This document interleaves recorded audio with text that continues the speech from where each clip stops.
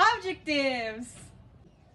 To determine the boiling point of water, to explain the steps involved in boiling point determination, to identify improvised instruments that can be used as substitute in terms of insufficiency with laboratory equipments and apparatuses, to supply precautionary measures when performing boiling point determination activity.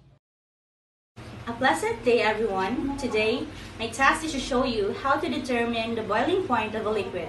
In our case, we will use water as our subject. Before we formally start our activity, we will first define the term boiling point. Boiling point is the temperature at which vapor pressure of a liquid is equal to the atmospheric pressure surrounding the liquid.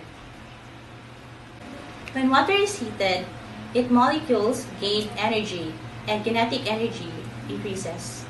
By continuously heating, a certain temperature is reached where these molecules leave the surface in the form of vapor, and it created a pressure above the water that is equal to the atmospheric pressure. Materials. First, we need distilled water. 2 to 3 pieces of pumice stones. Beaker.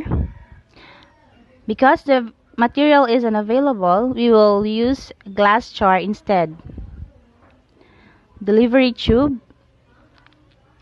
Again, the material is unavailable, so we will use nasal oxygen cannula or any tiny flexible tube available in your home.